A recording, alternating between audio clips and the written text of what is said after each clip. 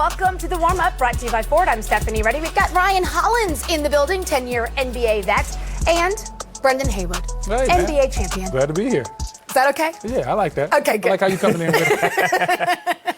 All right, ladies and gentlemen, we're thrilled you're here with us. We've got a doubleheader on TNT tonight, but we've got 7 games across the association, and we also have some news to report for you all. Good news for the Golden State Warriors. Stephen Curry is set to return to action on Sunday. That game is against the Washington Wizards, so we're expecting big numbers out of Steph Curry. His wrist looking good.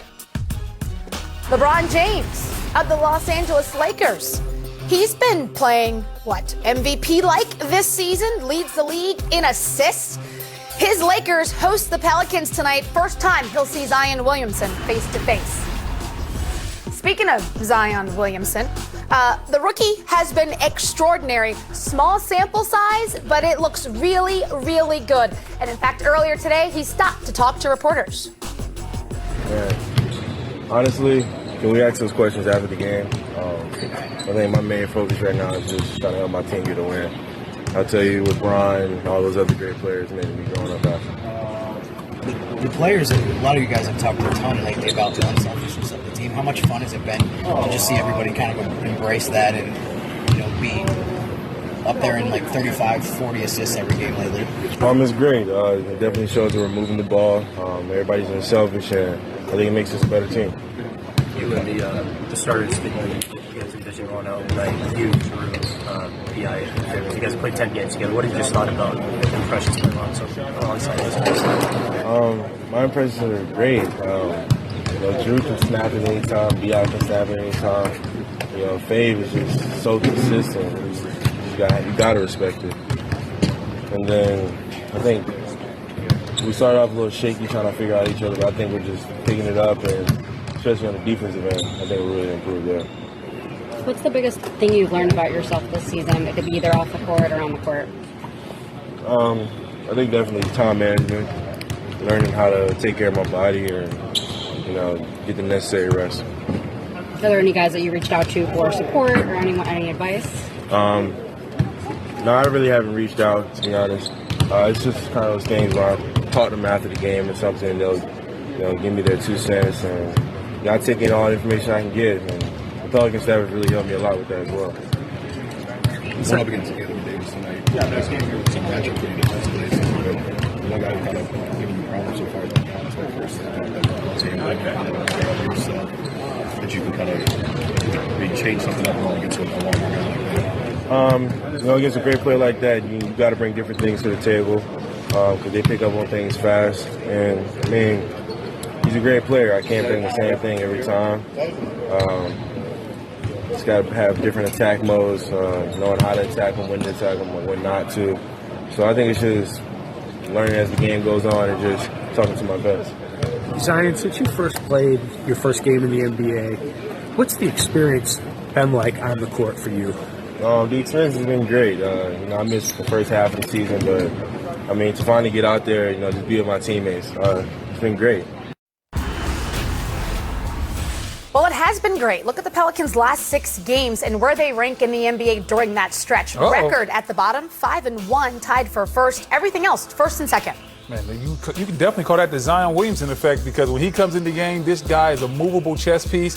In the NBA game now, where everybody's playing small ball, he's a unique piece because he's small, but at the same time, he can play big. He's only about 6'6", 6'5", but he's stronger than most post players. I've seen him going into Hassan Whiteside's chest getting buckets when they played against Portland. And then at the same time, he has the agility to play out there on the perimeter and slide his feet. In today's game, he is what it is all about. Now, this play right here is a great play for Zion Williamson. Got to give shouts out to the Pelicans coaching staff.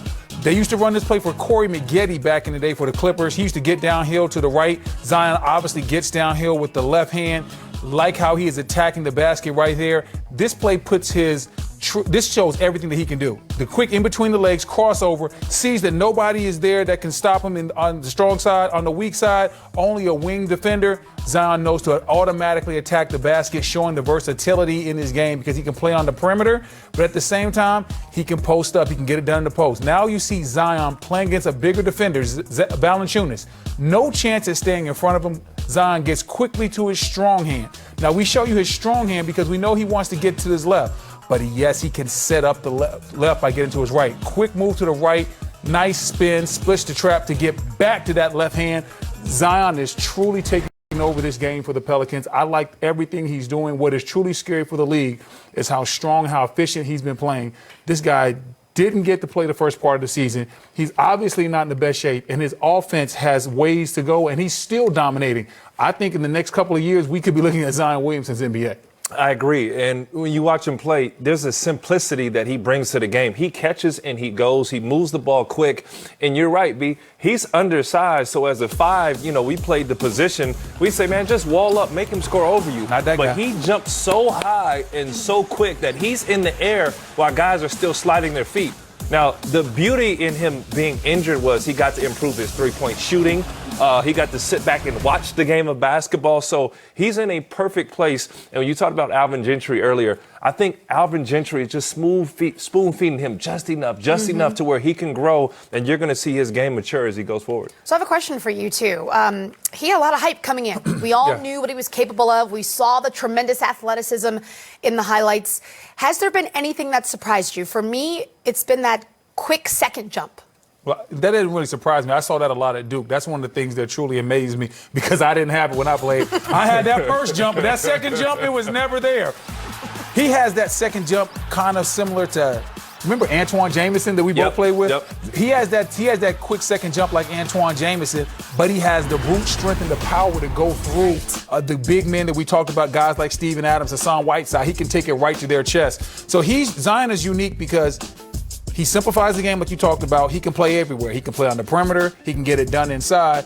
And then in this league where everybody loves to switch to pick and roll, he says, okay, every time you put a small guy on me, a wing player or a point guard, I'm not stepping out to the three-point line like a lot of these modern-day bigs. I'm going to seal big in the lane, and I'm going to punish the smaller player. If you put a bigger player on him, he says, okay, this guy can't move his feet with me. I'm going to the perimeter. You made an excellent point. The game is simple for him. I'm bigger than you, and if I'm not bigger than you, I'm faster and I'm quicker than you. I'm just going to play to my strengths. I think what surprised me is in the half court. I thought this would be a system with the Pelicans where they'd have to run and throw him lobs. He'd have to be a rim runner. But he's been incredibly effective in the half court, like you said, B, thinking the game of basketball. He's also a willing passer. He hasn't stepped in with the mindset, I'm the number 1 overall pick. I've got average 30 or 40 a game. He plays within a team concept. And for a guy that's willing to go out and rebound, we know that's one of the things that transfers. If you are a double-double guy in college, more than frequently, you're going to be a double-double guy in the NBA. But him scoring over centers, playing in a half court, I didn't expect that. I thought the athleticism would be there, but him using it in the right moments. And then when you look at what he's done his last 8 games, averaging 25 points per game, he has so much farther he can go in his offensive development. He hasn't developed the mid-range jumper yet. Still isn't a great three-point shooter. Could be a better free throw shooter. If he just improves one of those things over the course of the next 3 years, we're looking at a guy that's going to be averaging 25 to 28 points per game per night. And at the same time, we know he's going to be in better shape. Well, I tell you, the Pelicans got a good one. If you're going to lose Anthony Davis, it's good to lose him and replace him with a guy like this. Well, think about this, too. Not just is the game simple, not is he just moving the basketball. He's so humble, man. Seriously, this kid has he's a throwback in the sense that a lot of kids today, even our young rookies, a little cocky, a little arrogant, trying to figure out the game of basketball. We've been there before, but this kid knows I've got to work harder. I've got to grow.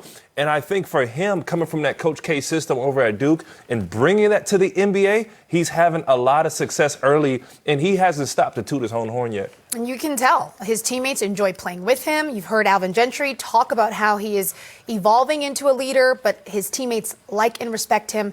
And that's a two-way street, respect. We saw that a lot at Duke. He knew that everything was going to be about him because he was the YouTube sensation. He made sure that he did every interview with his teammates. I love it. He didn't want it to be about Zion Williamson. He wanted it to be about the Duke Blue Devils. Smart guy. It hurts me to say that, but he learned a lot at Duke University. Look at you. He's about to break out in hives, people, giving them a compliment. My goodness.